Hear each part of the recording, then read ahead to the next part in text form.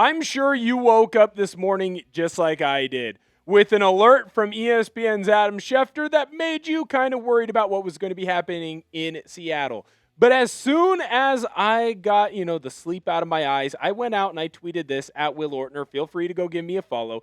I have a hard time seeing the Seattle Seahawks not re-sign Kenneth Walker because of the injury to Zach Charbonnet, as well as how well he performed at the end of the year in this system. He's clearly understanding what the Seahawks want to do when it comes to running the football, and the Seahawks are going to continue a similar style scheme in new offensive coordinator Brian Fleury's offense.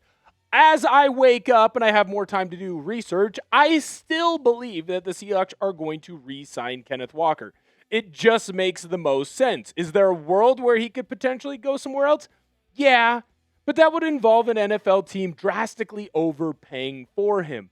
We're going to go through in today's video why it is important that the Seahawks are not going to franchise tag or not expected to franchise tag or transitional tag Kenneth Walker, and how the Seahawks can still bring him back and make sure that K9 is a Seahawk at least for another year. Before we get into that, though, make sure that you hit that thumbs up button on today's video. We had a video last week that got over 900 likes, 918 to be exact.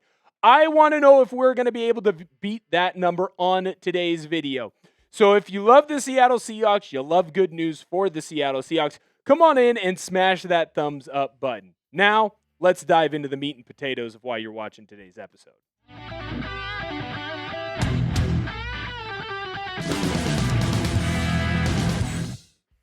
Adam Schefter put out this tweet, and of course he was talking about players that could be franchise tagged now that the franchise tag window is open from today all the way until March 3rd. Some players that fall onto that list, of course, George Pickens, Daniel Jones, Kyle Pitts, and then our running back in Seattle, Kenneth Walker. It makes sense why teams might want to franchise tag these players because it forces them to stay with their squad for one more year, or it keeps them with their squad for one more year. Then almost immediately after that, or I guess about an hour or so, Schefter tweeted this out, and this is what I woke up to, basically saying that the Seahawks are not expected to franchise tag Super Bowl MVP Kenneth Walker, and the reason for that is because, well, the Seahawks are going to have to try to extend Jaxon Smith-Njigba. They're going to have to try and extend Devin Witherspoon. They're going to have to try and re-sign Riq Woolen, Coby Bryant, and others. So it makes more sense for the Seahawks to not franchise tag Walker. It's also important to note that in the John Schneider era, since he has been the GM with the Seattle Seahawks, he's only franchise tagged 2 players in his tenure. So it's not something that he really likes to use.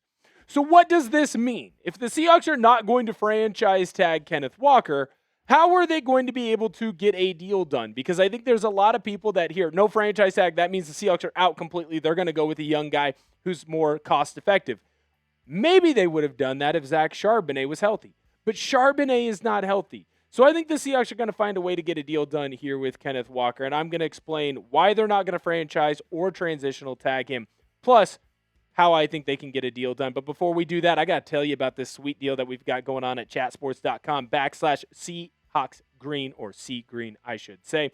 This is our Seattle Drinkin' Team t-shirt. We've got the blue, and of course, we've got the green as well. St. Patty's Day is right around the corner. You don't want to be not wearing green. You don't want people coming up giving you the old pinch. Everyone knows that we love to have a fun time here at Chat Sports, and we hope that you love to have a fun time on St. Patrick's Day. Of course, having a responsible fun time. But this is the merch that we've got going out. You can have the Drinkin' Team gear. I think it is so freaking cool. You can wear it around. You be the talk of the town wherever you are at. Plus, it's affordable, $29.99. Go and grab yourself one today. We've got the link for this t-shirt in the comment section and description of today's video, making it super simple and easy for you. Just click that link. You'll be able to go pick yourself up one today. So for the franchise tag, for those of you who may not be as well versed on it as others, it essentially allows an NFL team to have a 1-year contract with a player, and it's going to be the average of the top 5 salaries in that position room, or 120% of a player's previous salary, whichever number is greater. So when we look at the highest paid running backs per year in the National Football League right now, it goes Saquon Barkley, Christian McCaffrey, Derrick Henry, Jonathan Taylor, and Alvin Kamara. All of these players, all of these running backs are making over $12.25 million. That's where Kamara's at. So we would be taking the average annual value for those 5 players, and we would use that to create what the franchise tag number would be. So for Kenneth Walker, the projection would be that he would end up making about $14.5 million. That is what everyone is projecting right now for running backs. Now, there is a way that this could move a little bit, but for the most part, this is where it seems that Kenneth Walker would be making. And as we go and look back at the top 10 numbers right now, or the top 10 salary cap numbers for that position, I do think it's important to kind of take a quick peek back and see where that would put Kenneth Walker. It would put him just above Jonathan Taylor, right? So he'd be less than Derrick Henry. He'd be less than CMC and Saquon Barkley, but of course more than Taylor, more than Kamara, and that makes sense because of what the averages are. Now, if you ask me, my personal opinion, this seems a bit high. This seems a bit extreme for me. I understand that Kenneth Walker had a great last 6 games of the year, but it is important to note that he was able to have a great last 6 games of the year because, one, he understood what the system was, but more importantly, and I think that this isn't being talked enough about, is that he became a feature back for the first time this last year. When we look at Kenneth Walker and his season in its totality, remember, he was sharing carries for the most part with Zach Charbonnet. And because he was sharing carries with Zach Charbonnet, it allowed him to make sure that he stayed at 100% health, or as high of a health number as he possibly could, going into those last 6 weeks. So it's important to note that while Kenneth Walker obviously had a lot of success and did a very good job, it would not be the same next year because he's going to have to take on more of the bulk of the carries. And if you're going to pay Kenneth Walker $14.5 million, even if it's only for 1 year, well, shoot, Kenneth Walker better be your feature back. And to me, it would not make sense to pay him that number, and you are not going to give him basically 300 plus carries a season, probably close to 400 touches. How big of a contract would you give Kenneth Walker? Let me know down below in the comments section. I think right now the 14.5 is a little bit too high. So maybe we'll look into the transitional tag, because that is something that ESPN's Jeremy Fowler put out and something that we could really dive into because that number is going to be a little bit less. Let me know that contract number, by the way, in the description down below. When I look at the transition tag, it is important to kind of note that I don't know a ton of NFL fans have a good grasp on what the transition tag is because it's something that really doesn't get used all that often. But the transition tag would save the Seahawks some money because it's 120% of the player's previous salary, or it's the average of the top 10 salaries at a player's position over the last 5 years. So now, while this isn't going to show what that average is over the last 5, we can get a better glimpse of what that average would be based on just looking at the highest paid running backs per year through this last contract cycle.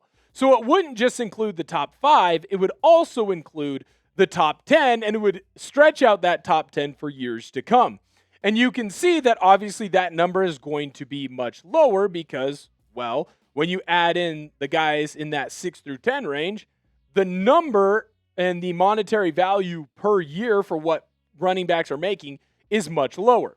So when we look at the transitional tag for a guy like Kenneth Walker, it would be $11.7 million. That is the projected tag number right there for that transitional tag. That is a number that I am much more willing to pay. It is a contract that would be fully guaranteed, just like the franchise tag. But there is one thing that is important to kind of note. When you give a player a transition tag in the National Football League, that means that other teams are still able to offer Kenneth Walker a contract. And if they decide, let's say, I don't know, we'll pick a team out of nowhere, the Colts, they decide, hey, you know what, we're going to move on from Jonathan Taylor, or Jonathan Taylor had a freak accident. We're going to pay Kenneth Walker $14 million this offseason, and the Seahawks decide not to match it, well, the Seahawks aren't going to get any money back. They won't get a compensatory pick in the NFL draft. Whereas, like, if you franchise tag a player on a non-exclusive and a team comes in and does sign that player, well, then the Seahawks would get some compensation back. So it is important to note that while the transition tag is something that the Seahawks could potentially use, and it would get them and bring Kenneth Walker back on a cheaper number, it is important to note that that cheaper number doesn't protect Kenneth Walker from signing with somebody else or protect the Seahawks from Kenneth Walker signing with someone else. And then the Seahawks' hands are essentially tied. They would have to match that number or else they would lose out on their running back. And that would be a big problem in Seattle. The Seattle Seahawks will re-sign Kenneth Walker. That's what I believe down below in the comment section. If you agree with me, you're going to type agree. If you disagree, you're going to type disagree down below. And then you just got to let me know why you disagree. I have said it throughout today. I tweeted it. I think the Seahawks are going to re-sign Kenneth Walker. And I think the reason why they're not using the transition tag or using the salary, the franchise tag, is because the number is much too high.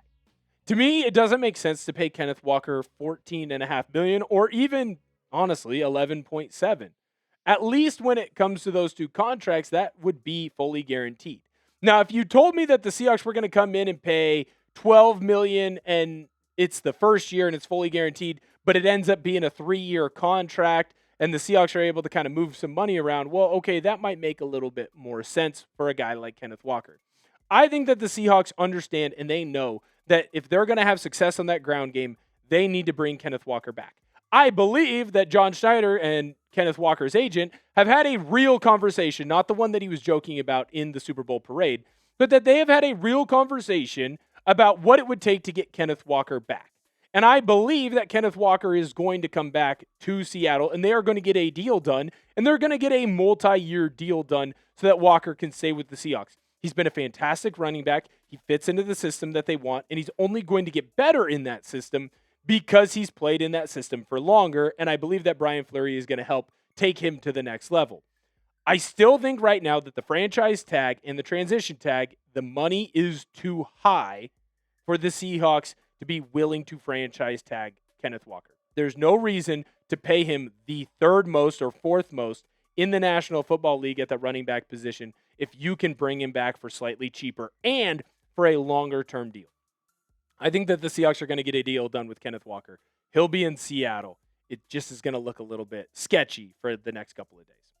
Thank you guys so much for viewing today's video. Make sure that you hit that thumbs up button, especially if you want Kenneth Walker to stay in Seattle. We want to beat our record from last week. Can we get to 1,000 likes on this video? Help us out. Hit that thumbs up button. And of course, if you're not subscribed to the channel, do so now. We are rapidly closing in on 85,000 subscribers. We're going to have you covered throughout the NFL offseason on all the Seahawks news and rumors that you could possibly want. So make sure that you come in and hit that sub button. Thank you guys so much for viewing today's video, and I cannot wait to see you guys next time.